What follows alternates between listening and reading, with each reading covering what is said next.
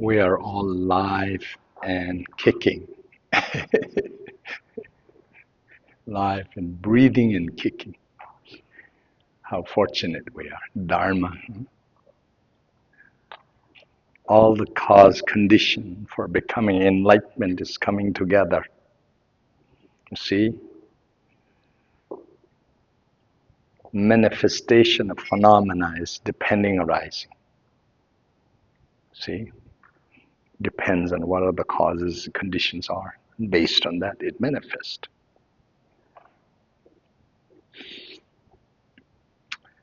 Yeah. So interesting, so precious, so beautiful. Dharma, Buddha phenomena, so extraordinary. Just think about it, it's amazing. Yeah. In the future, we too will become cause for infinite number of sentient beings in enlightenment. Just as Buddhas of the past become a cause for our enlightened gurus, we too will become. So interesting, this Bodhisattva Principle, you see? That principle is the real cause of enlightenment. Perfection. How amazing. It's that simple.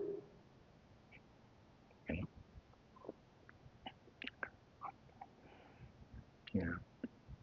Total self-centeredness and dedicating oneself for well-being of others.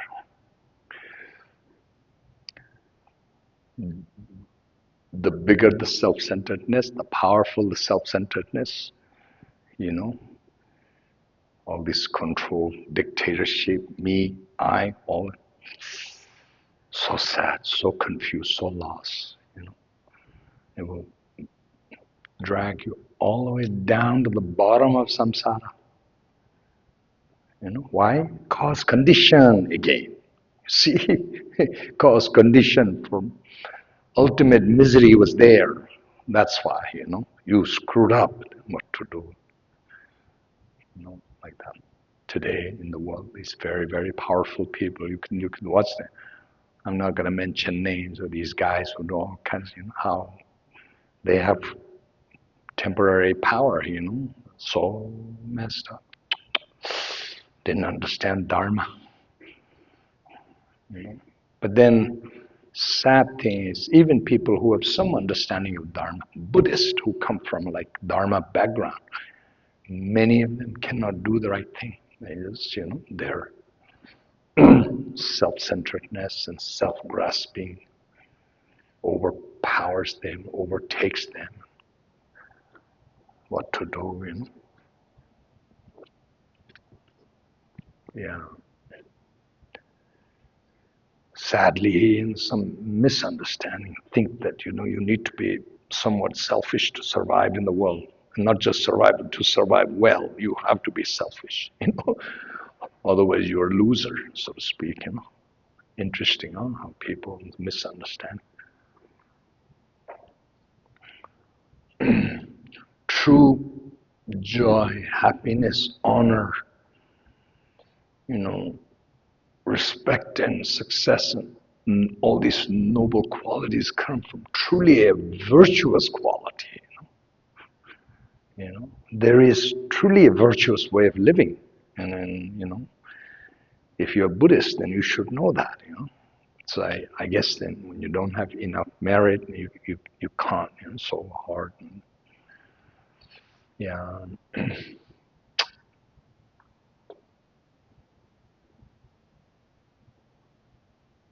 Samsara sucks. Not good word, huh? Okay, I'm not going to use that word. I will use a nice word. Samsara's illusion. How about that? Hell is illusion.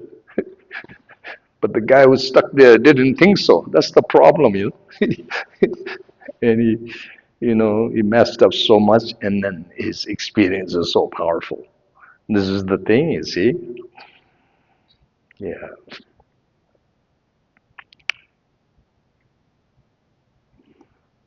Yeah. Mahasiddha's way, I keep on telling you many times. You have to learn to relax. You see, if you understand, the word relax is very, very profound word. Powerful and very profound word. Yeah. Technique of relaxation will solve all your issues, actually. You know? Yeah. It's some kind of fine-tuning thing in your own mind. You know? See? Right now. You hear sound, boom, so beautiful. Interesting. Your conscious mind, consciousness, thoughts, simultaneously, spontaneously. Same thing with visual effects, you know, with your, eye organ, eye consciousness, and then object phenomena. So interesting how whole thing, same thing, all sense field object. You know. Our mind, it's though inherently empty in nature, but consciousness manifests like this, you know. Yeah. And then there's explanation of many layers of consciousness. Sixth sense field consciousness, afflictive consciousness, instantaneous consciousness, Ālaya consciousness. Yeah. Then in Sutra, Buddha also talk other possibilities of categories of consciousness also. But generally, you know, like Yogacharan school and emptiness of other philosophy schools who basically talk about eight consciousness, which eight consciousness actually explanation is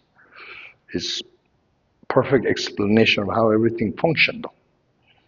You know, of course, all eight consciousness is also ultimately empty of nature, but the way the manifestation work, this eight consciousness explains,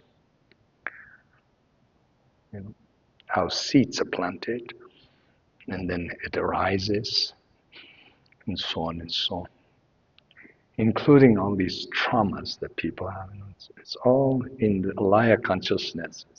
If you understand, this is traumas and mental scars and whatever you have been, it's all planted there. And there's a grasping there, you know, it's so strong. You know. Then it comes out. Yeah.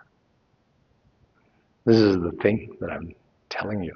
When it's tough for you emotionally, you know, relaxation is the key. Yeah. Yeah. I will quote Machig Labdun again. Relax, relax, and vigilantly watch. It's some kind of fine-tuning of your own mind. Yeah. So interesting. Huh? Through that technique, you could possibly have completely awakening experience, you know. Technique. It's that profound, actually. Yeah.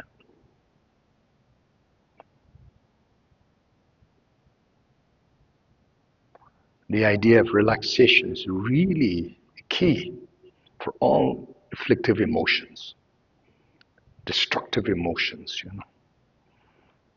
Attachment, aversion, stupidity, jealousy, and pride. In other words, all five emotion. The moment it arises, key is, you know, you have to be aware of your own emotion, and then relaxation is the thing, you know. Yeah. Then instantaneous and simultaneous liberation take place. It's like that. Okay? Yeah.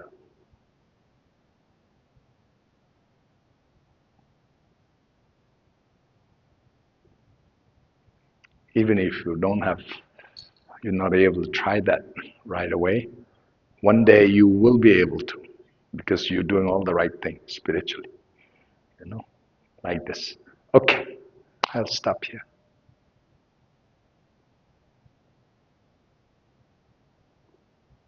Anybody have a question?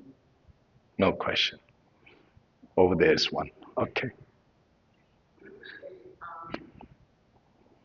When you're visualizing hungry ghosts, what do you see? All of the different classes of hungry ghosts? Yeah, if you can, you should visualize hungry ghosts according to scriptural description. You know, there are many different types of hungry ghosts, and there are hungry ghosts who are like suffering, you know, all kinds of description of hungry ghosts. There are hungry beings who have a physical bodies, like a huge body. The stomach is huge, giant stomach, and then their neck is thin. Neck is thin as, it says, horse's hair, horse's mane hair. Oh no, I'm sorry, tail, not tail, tail, right? Horse's tail, right? Huh? Horse hair from the tail, the horses. You know? So actually, in Buddhist, our Buddhist sutra scripture mentioned that their hair is thin as horse's hair, tail hair, like that thing, and then, you know, uh, and then their big mouth. Then nothing goes through. Even if they eat, it doesn't go through their neck. And then there's stories like that. And there's so much suffering. You see, I mentioned this before. It's human beings will not survive like that. You know, pain tolerant wise. You know, in the scale of pain tolerance, you know, we would be like then dead. You know, this is human karma, no matter what it is, human karma, very, very good, you know, compared to that. You know, you only have a certain degree of tolerance, otherwise then you would pass out. But then these hungry ghosts, they don't pass out. They just survive like that, tormented. You can visualize those kind of beings. There are many, many descriptions of how hungry ghosts are. And this is one of the most, usually in the drawing, Thangka drawings and wall painting, murals have, you know, hungry ghosts drawn like that. And then the story is then they so much hunger and thirst, and if they find food and they so want, they usually cannot find, even if they try so hard. And then even if tiny little bit goes through their neck and the stomach, it burns. It says. That was so sad karma thing, you know, like that. But I think Chenrezig's nectar, if you properly visualize, it will not be like that because this is Chenrezig's nectar. See? Yeah. They will be able to benefit if you can truly visualize. Yeah. Yeah.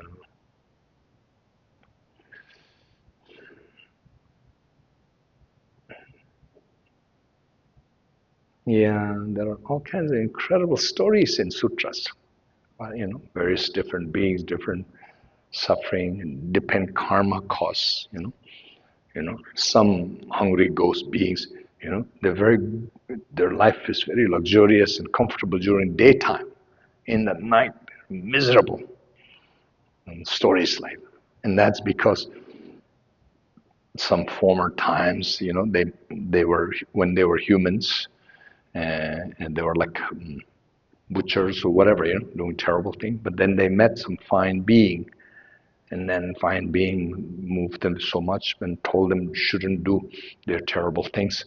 And then they promised they will not do during daytime. But I can't. I have to make living. I can't completely stop. But I will only kill and, you know, uh, butcher only in the night. So, and then because of the promise of not killing during daytime, they had a very luxurious day life, you know, and then evening, then it's miserable. It goes on like that for a long, long time. All kinds of stories. Yeah. You believe in that story? Yes. John.